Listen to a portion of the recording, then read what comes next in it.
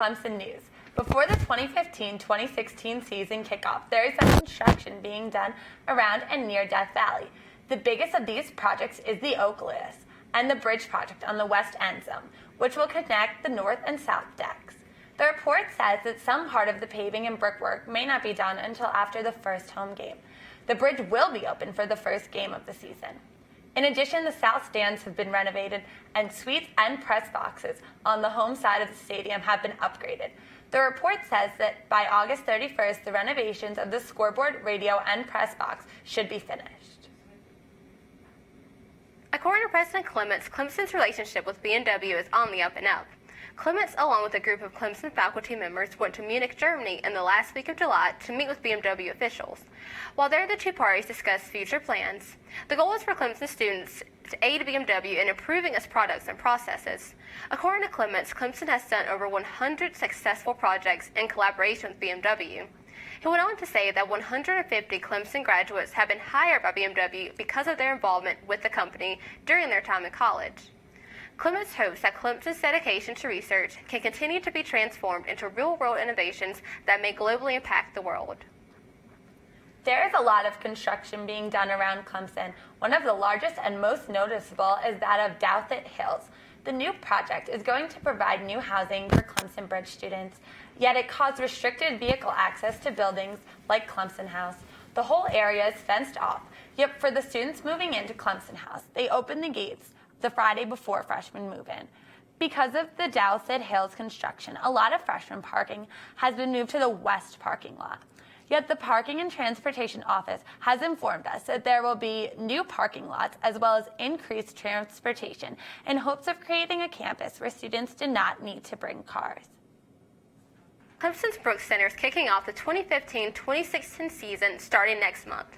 September's lineup features an outdoor performance using the Carillon Bells, an Afro-Latin jazz orchestra, high-octane vocal ensemble, the Midtown Men, and various other acts. For a more detailed list, visit the Brooks Center's official site at www.clemson.edu/centers-institutes/Brooks. For ticketing inquiries, feel free to call their box office at 864-656-7787. Students are eligible for ticket discounts. 9 Clemson students from the College of Agriculture, Forestry, and Life Sciences recently placed fourth in a national agricultural quiz bowl.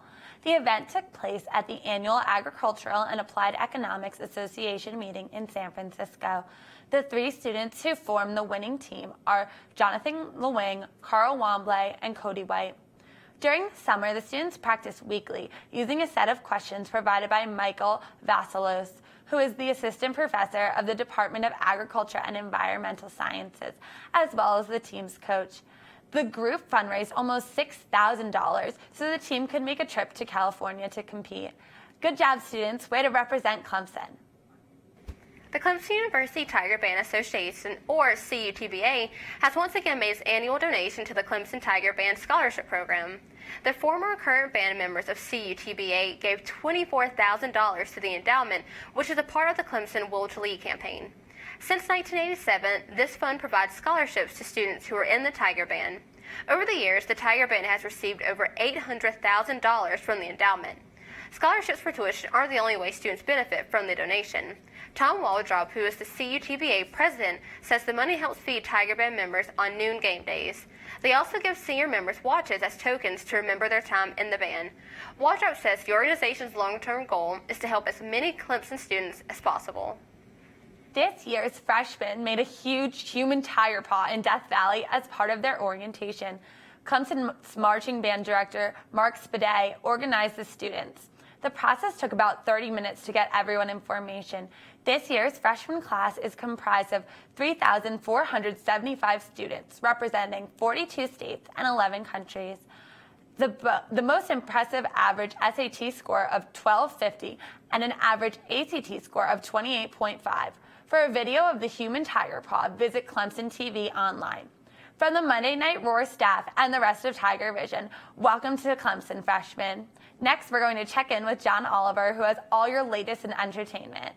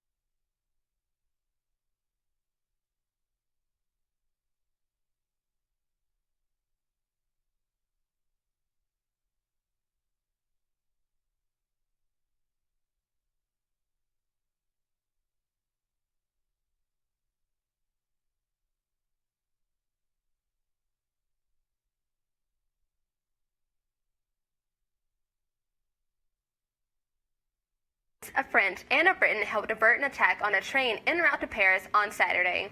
22-year-old Alex Carlatos, who was one of the American men, reported hearing glass breaking and immediately sprung into action. When the gunman opened fire, he and the other men charged, tackled, and then subdued the gunman. Carlatos managed to seize the gunman's rifle from him and then hit him on the head with its muzzle. President Obama called the three Americans on the phone and personally congratulated them for being so courageous. The President of France hosted a meeting with the young men today that included top government ministers. Earlier today, the Dow plunged 1,000 points at the open, and S&P 500 sank into correction territory. The good news is that the stocks has recovered from the initial loss and now only have lost about 350 points, or 2%. Before this, the Dow has not gone down more than 800 points in a single day. One chief market strategist says that there has not been this level of full-blown panic in some time. One of the major factors to this downfall is the Shanghai Composite, which plummeted 8.5%. There is a strong housing market as well as a job market, so most analysts are staying positive. What this means for your 401k is that it's worth a lot less than it was yesterday, but you're still up from last year. And it also means that oil prices are going to tank to around $2 a gallon. On Friday, U.S. naval divers began recovering remains of a Civil War vessel in the Savannah River. Some of the remains of the vessel, known as CSS Georgia, were actually removed in salvage missions done shortly after the Civil War. In spite of that, archaeologists say this mission could yield some interesting finds. According to them, parts of the vessel may not be where researchers expect them to be. The salvage mission is a $15,000 million project with the overall goal of deepening the Georgia Channel to 47 feet to allow massive cargo ships to reach Savannah's port from the Atlantic without depending on the tide. The man who shot and killed a security guard in a federal building in New York on Friday is quite angry with the government agency that is located in that building. The shooter, Kevin Downing, was fired by the New York Department of Labor in 1999 in what he said was retaliation for being a whistleblower and has been fighting his termination ever since. Some of these whistleblowing activities include complaining to members of Congress about the closing of the Bureau of Labor Statistics. Last Friday at about 5 p.m., Downing walked into the lobby and shot 53-year-old Idrissa Kamara and then himself. The NYPD said that there is an investigation, but no indication that the crime is linked to terrorism. Now let's check in with Matthew Peterson for this week's sports.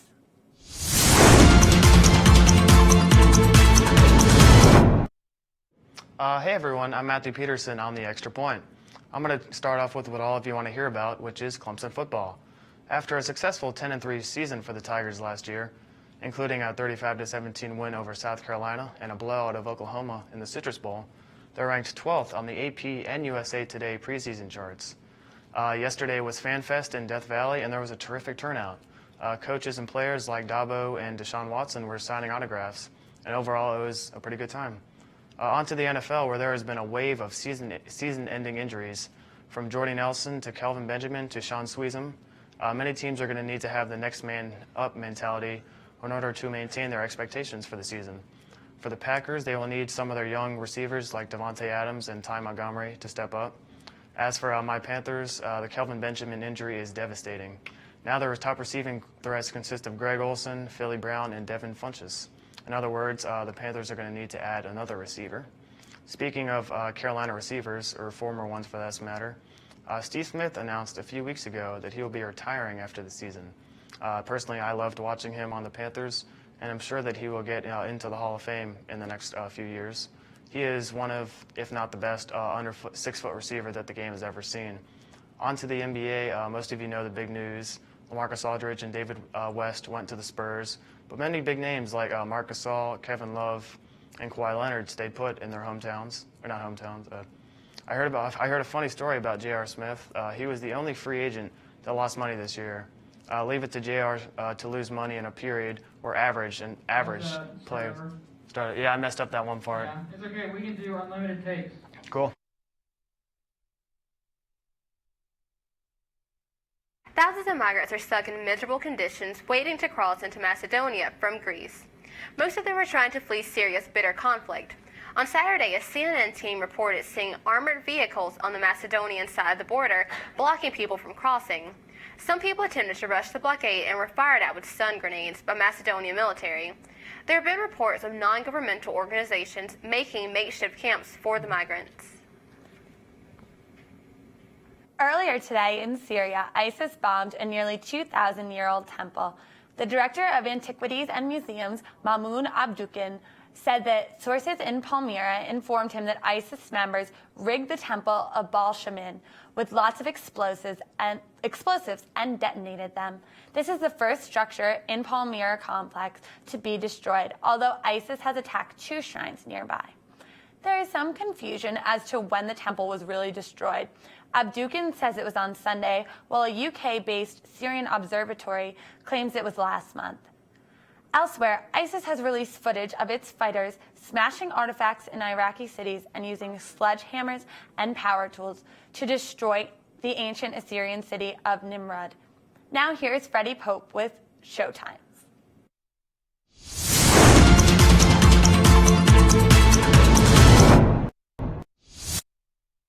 Hello, and welcome back to Showtimes. I'll cover all your movie news that you need to know. I've got movies from Redbox to Netflix and Amazon, along with the latest to hit the theaters. New semester, new movies, and I've got a lot more time to procrastinate and watch favorite movies. Redbox has got you covered for the feel-good movies this week with DreamWorks Presents Home, which I covered last semester when it hit theaters, so if you missed it then, you can check it out now. Netflix was prepared for school to start and rolled us out some movies. Netflix doesn't have anything this week, but here are some of the things that came out this month so far. For those Throwback Thursdays, you can watch Alvin and the Chipmunks meets Frankenstein. And for those that prefer war movies, the critically acclaimed Hurt Locker. Amazon is the real hookup for those back-to-school movies this month, with everything from classics to recent blockbusters. On Already, you can find the movie that gave Clint Eastwood his first directing Oscar, Unforgiven. For those hashtag TBTs on Amazon, you can find The Adventures of Shark Boy and Lava Girl. If you prefer somewhat inaccurate historical movies, you can find Mel Gibson in The Patriot. And finally, if you prefer the more recent blockbusters, the emotional journey of If I Stay will more than suit your needs. In theaters, there isn't anything notable coming out this week, but there are a couple movies out that are ones you shouldn't miss. If you haven't seen it already, I have only seen good reviews for Straight Outta Compton. Your mission, should you choose to accept it, is to check out the new Mission Impossible Rogue Nation. While it's not groundbreaking, I can personally vouch for that it is a lot of fun and well worth the time. That's all for tonight. Thanks for tuning in, and come back next week for more of your movie news. Back to you guys. On Saturday, 7 people died after a Civil War-era military aircraft, the Hawker Hunter, crashed during an air show. Police say the aircraft crashed on a busy southeastern Europe road. The jet was flying a loop when it suddenly made a nosedive toward the ground. The plane crashed into several cars on the road. The pilot survived the crash but is in critical condition. The deaths are believed to have been people who were on the road when the plane struck it. 15 people were treated with minor injuries. Lastly, let's check in with Will Mungo for this week's weather.